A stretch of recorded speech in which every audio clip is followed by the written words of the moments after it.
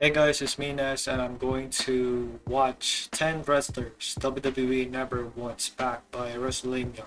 And as a matter of fact, at the times that, for WWE, they realize that wrestlers like this that they hire, at one point they have potential, but the moment that they create this controversy or things that happen in the past that considers that okay, they don't want to work in this company anymore because they thought that, oh, we want this opportunity that they have given, they promised us, and it didn't happen. That happened to Ryback a few years ago, and yeah, it never given the opportunity. But it's one of those things that sometimes there will be decisions that could, change, and then doesn't go to their own way of how they vision themselves of winning championships or being part of the company for so long or getting more, contract offers that has a higher salary or being offered. But it's one of those things that these wrestlers are way went out of hand. Sometimes it's like you ask yourself, like, yeah, they basically giving us some memories, but some did not. But is it because of they're trying too much, of being too egotistic, or much more? But we're going to see the 10 wrestlers, and I know that there are some wrestlers that I may know, but some or just that I didn't know based on this backstage story or politics and all that. Hopefully that we get to know what is the reason that WWE doesn't want them to be back. So let's get to the video.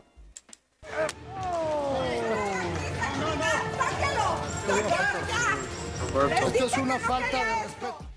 10 wrestlers WWE don't ever want back. Be sure to subscribe and hit that notification bell for daily wrestling videos and follow us on Subscribe Facebook to for Wrestling exclusive Videos. lists. Number 10, Mr. Kennedy. Mr. Kennedy was Okay. unceremoniously booted from the company in 2009 for allegedly dropping Randy Orton right on his head on Raw. Yep. Kennedy's WWE exit was one of the more controversial exits of all time, as it was widely believed that Orton played politics to get Kennedy fired, and Kennedy should have been given another chance. Despite the former WWE US champion having success in other promotions, most notably TNA, where he was multi-time world champion, WWE have shown zero interest whatsoever in bringing him back. In 2025, during an interview with Chris Van Vliet, Kennedy outright stated that he wants a WWE comeback. I would definitely know. I think the animosity was like, instead of looking at myself, I was looking at, this person did this and that person did that, and like they screwed me. Whilst a cameo in the future is possible, this would have likely happened following Kennedy's run in TNA. An appearance of any kind in this immediate future seems extremely unlikely. Number 9, Jack Swagger. When Jake Hager, aka The thing is, he could have just come back. He had this type of charisma in the mic, and he can wrestle. But if according to Randy, if he wasn't much of a safe worker, that would be the case. But I could see him being back at some point. There's you may never know. We just going to see in the future if he's gonna come back. I would expect that he could come back to the Royal Rumble, but we don't know when. That's the thing. Now for Jack Swagger, we're just gonna know what's going on with him. Jack Swagger left AEW, there were rumors that he could potentially re-sign with the WWE. This was supported by numerous names, including Zeb Coulter, pushing him for a return. But ultimately, these returns would quickly die down. There were never any substantial reports that WWE had any remote interest in bringing him back. While Swagger was a former world champion in WWE, he is considered to be one of the worst world champions of all time. Additionally, Swagger's less than stellar run in AEW hasn't exactly made him Mr. Popular amongst the audience, so WWE may have simply reacted to the lack of demand to see him return. Number 8, Ryback. Ryback has become one of the most controversial names in wrestling since his 2016 WWE exit. Ryback thrives on causing as much controversy as humanly possible, and most of the comments go way too far. It's never been reported that WWE are interested in bringing him back, and it's easy to see why, as he hasn't exactly evolved as a wrestler or a human being since exiting the company.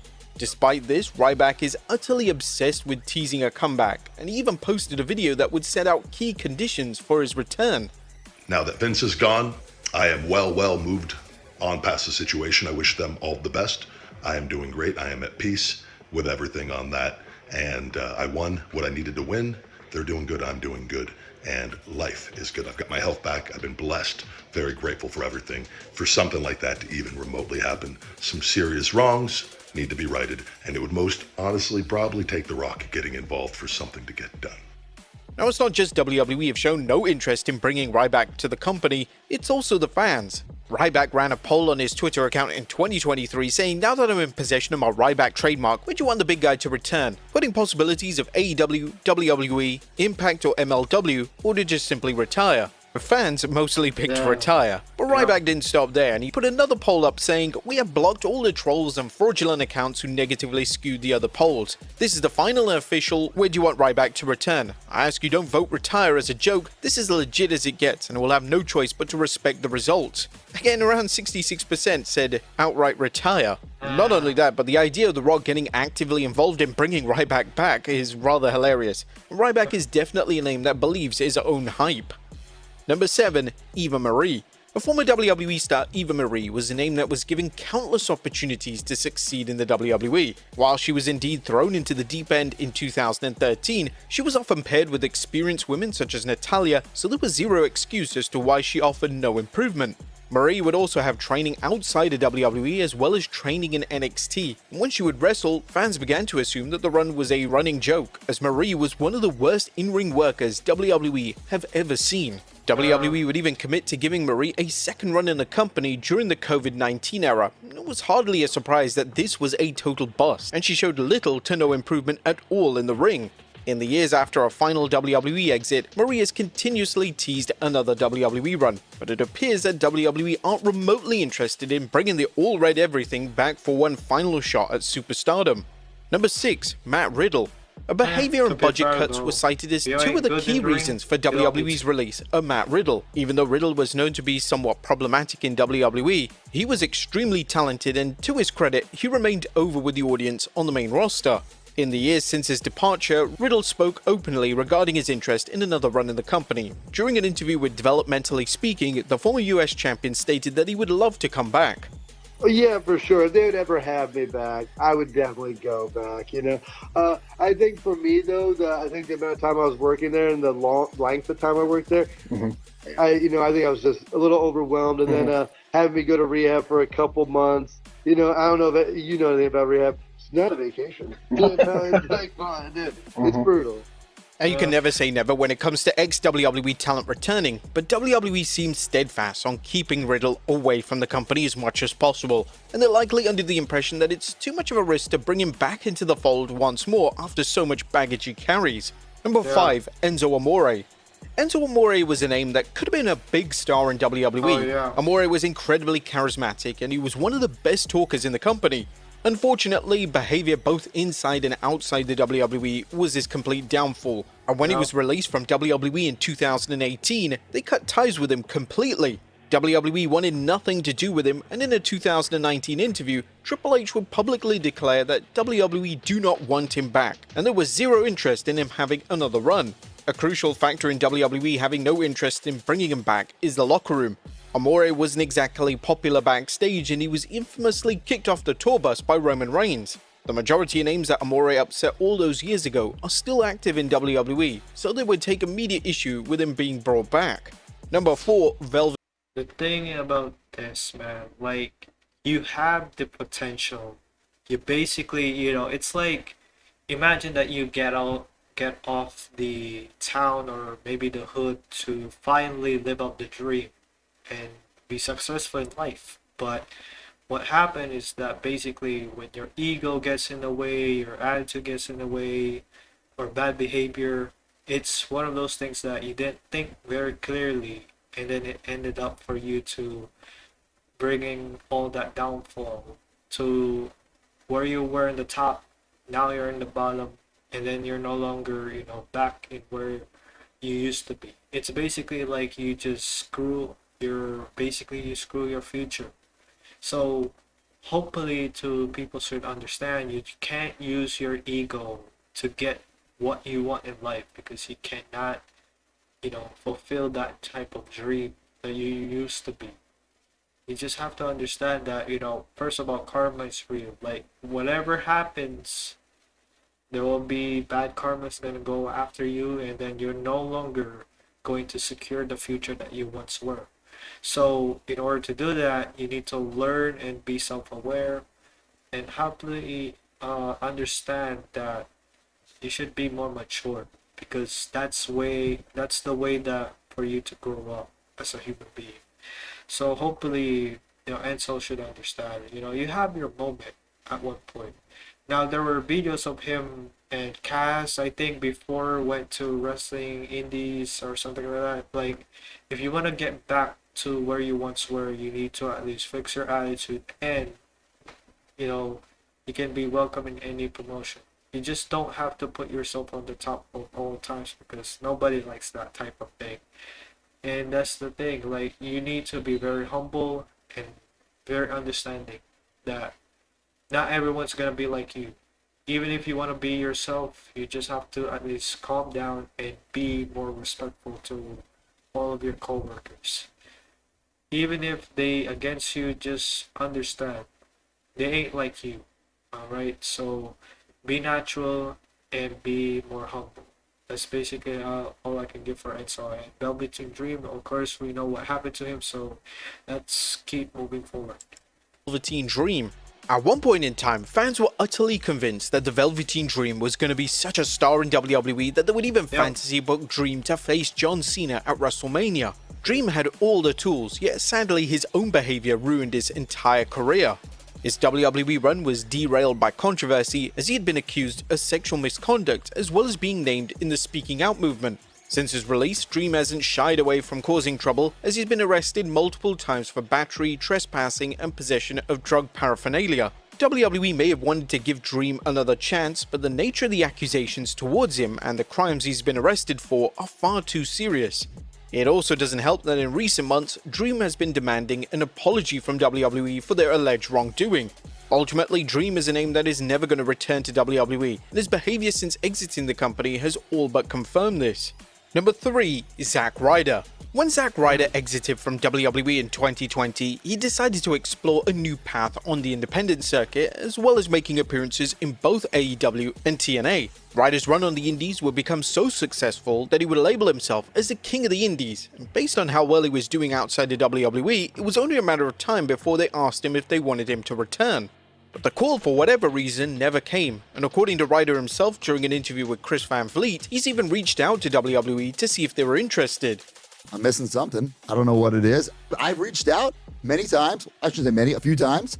Every couple of months when something cool happens or I have something to say, hey, look what I'm doing. There's been no offer. Everything's very nice, professional, but there's no offer. And you know what? It is what it is. I'm going to keep working my ass off. Unlike most names on this list, it's hard to work out why exactly WWE doesn't want Ryder back. Ryder was popular backstage during his initial run, and with his wife Chelsea Green being a prominent fixture on TV, it would make a world of sense to offer Ryder another deal. Number 2, Dean. That's the right mentality. You wanted to work for yourself in other companies to get better. And that's the thing about Zack Ryder slash Matt Cardona. He did pretty well. Like, he doesn't need to come back as soon as possible. You just have to work yourself up, and if they're interested in you, finally you can get back. Maybe it's the moment that he wanted to get back. I think WWE at this moment on was built around a lot of talent and stars at one point that they're going to become the future of the company. So if he was part of the company, where would he be? Would he still be the same person that he was in the indies, or just the same person that he was in WWE at the time? So I think that maybe it's not the right time and right place for him to just come back. But I believe that he can come back, with the effort that he's doing in the indies. He's doing really fine. So just keep doing what he does, and hopefully that God bless to him. Hopefully he can come back, because people really miss him to be part of the woo woo woo type of gimmick that he had. So yeah, I could see him in the WWE someday, but for now, not so much. Dean Ambrose. A former WWE champion, Dean Ambrose was highly critical of WWE when he left in 2019. Ambrose took issue with the way WWE was run as a unit, and although changes have been made in the TKO era, it's likely that certain key names in WWE hold a lot of resentment towards him and won't exactly be pushing for a return. It's unlikely that Ambrose, who now uses the name Jon Moxley in AEW, would even want to return.